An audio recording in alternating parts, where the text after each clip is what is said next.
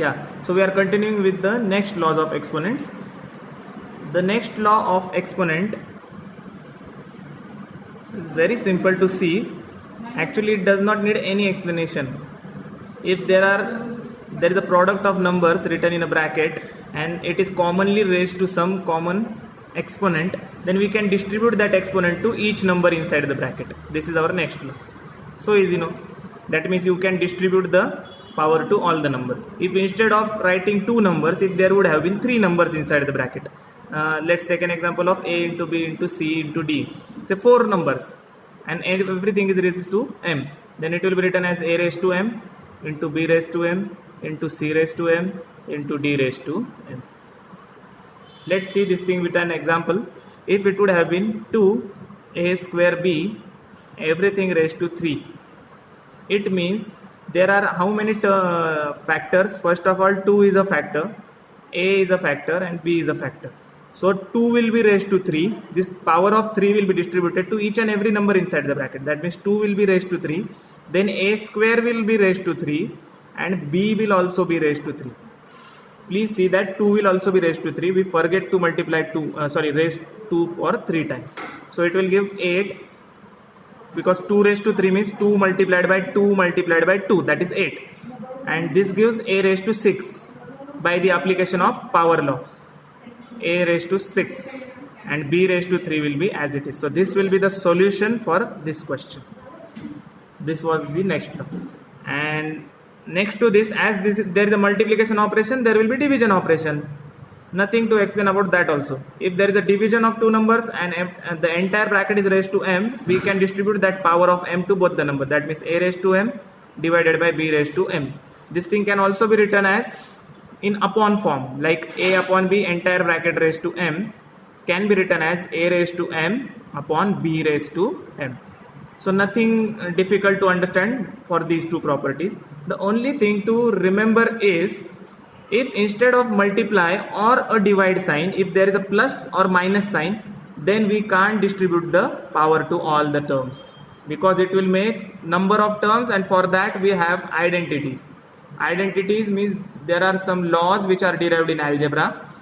We will see the derivation of those laws also.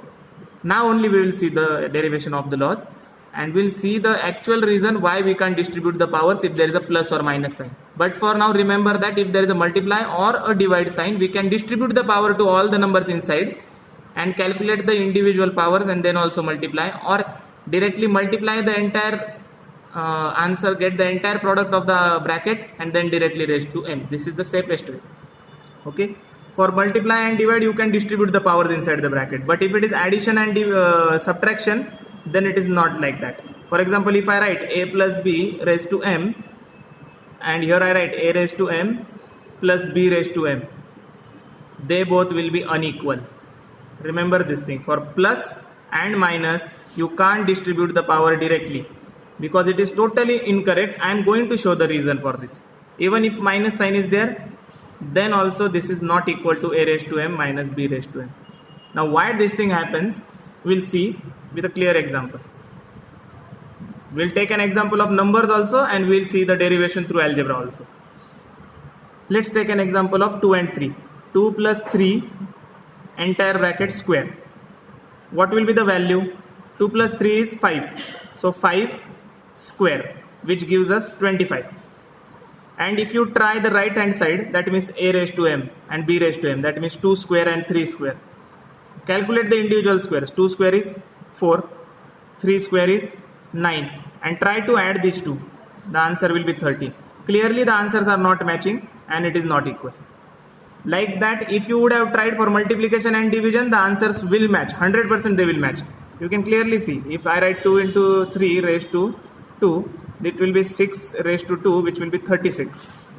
And even if you calculate separate exponents, that is 2 square into 3 square, it will be 4 into 9, still it will be 36. For multiplication and division, the answers match. For addition and subtractions, the answers don't match. So we have seen the reason for that. And even if you go through algebra, a plus b the whole bracket square means a plus b multiplied by a plus b. Square means what? you multiply the same number by itself 2 times. So if you actually multiply the brackets, if you remember the rules of algebra, bracket means distribute to all. So first A will multiply with both, then B will multiply with both. So A will multiply with A plus B, then B will multiply with A plus B. So A into A square, A into B, AB, again B into A, AB. You can write BA or AB. It is one and the same. 3 4s are 4 3s are. Both answers are 12. And B into B, B square. This AB and AB are like terms. So they give 2AB plus B square. This is the derivation of the one of the identities in algebra. Whenever you have A plus B the whole square, this is the answer, not just A square plus B square. Same thing, same way we have got identities for cubes, for raised to 4, or for any other powers. We are having identities, we are having rules, and there is a binomial theorem which states those rules, which you are going to study in the next standards. For now, we'll remember only this much, that if multiplication or division is there, we can distribute the powers to individual factors, and if plus or minus is there, then we can't. We have to use some rule that is called as identity, which is derived by some or the other formula, which we are going to study in the next chapters. Okay. Now next property is very simple. We'll go back to the second property. What was the second property? Quotient law. But here deliberately I took an example wherein the number in the numerator was repeated more number of times. See, 5 was more than 2. So 5 minus 2 can happen. But what would have happened if I would have taken the example in the reverse direction? Means 2 raised to 2 divided by 2 raised to 5. What does it mean? 2 into 2, 2 times. And then in the denominator 2 into 2 into 2 into 2 into 2, 5 times. Now what would happen? These 2 2's will get cut. Nothing remains in the numerator, means 1 remains. And 3 times 2 remains in the denominator. So the answer is 1 upon 2 raised to 3. So this is the actual answer which is the result of this operation. But if you would have gone through the quotient law, what does quotient law state? You should directly subtract 2 minus 5. So your answer should have been 2 raised to 2 minus 5, which gives 2 raised to minus 3. So this 2 raised to minus 3 and 1 upon 2 raised to 3 are same. We now only derived that the meaning of this thing and this thing is exactly same. So we derived the meaning of negative exponents. This is the new concept for our 8th standard, which was new to us. Otherwise all the previous things we have already seen. This is only the new concept which we are going to see in 8th standard.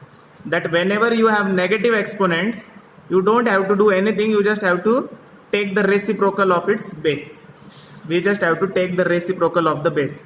That means if the what is the reciprocal of 1 upon 2? 2. And what is the reciprocal of 2? 1 upon 2.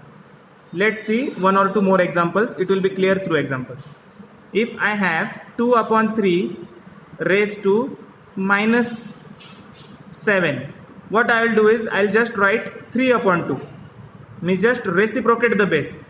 3 will go in the numerator and 2 will come in the denominator. Reciprocal, and then directly write plus 7.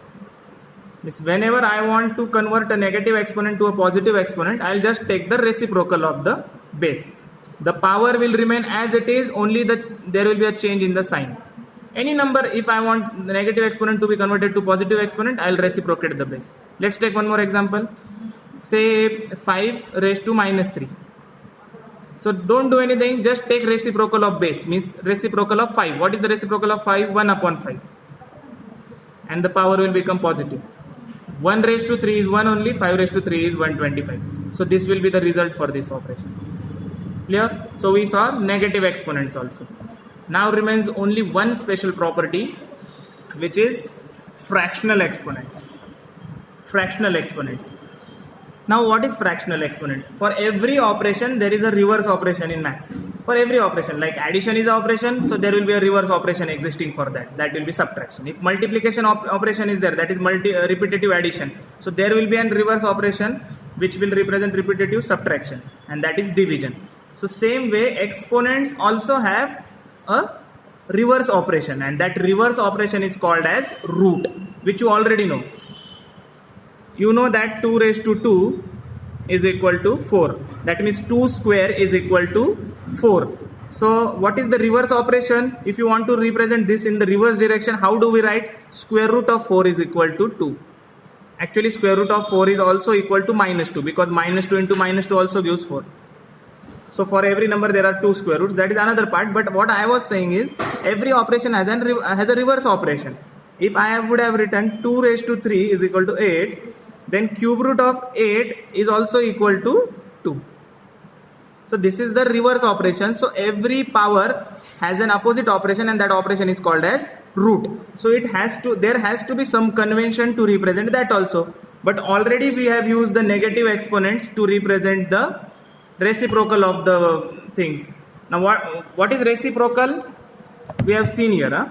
Negative exponent. What is the meaning of negative exponent? We saw here. So there has to be some convention to write the roots. So the convention is write the root in the denominator of the power. Write the root number in the denominator of the power. Means 8 raised to 1 upon 3 is equal to 2.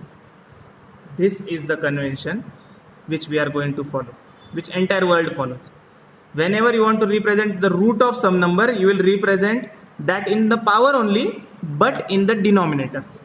For example, if I want to write square root of 4 is equal to 2, so how I will write 4 raised to 1 upon 2 is equal to 2.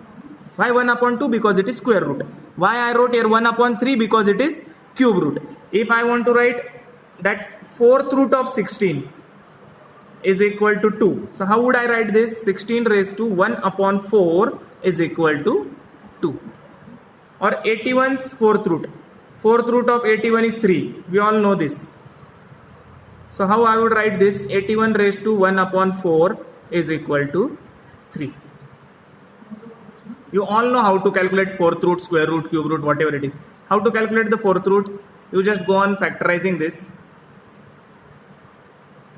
And if I am finding square root, make pairs of 2. If I am finding cube root, make the pairs of 3, 3, 3. Here I am finding the 4th root, so I will make a collection of 4 numbers together in a team. So this is the 4th root. What is the 4th root? 3 for 81. Like that I could have found cube root of 27. How would I represent this? 27 raised to 1 upon 3, which will again give me 3. Likewise, we can show the roots of every number. Now what happens if both the things are written together? Means power is also written and root is also written. If power is also written and root is also written, both the things will be calculated. It depends on us how the priority is set. Somebody may calculate power first, then root, or root first, then power. Let's see an example. If I write 27 raised to 2 upon 3, it means you have to make the square also and you have to take the cube root also. I'll write it bigger. 27 raised to 2 upon 3, it means you have to calculate square and you have to calculate the cube root. So it depends on you. Either you calculate square first, then take the cube root, or you take cube root, then take square.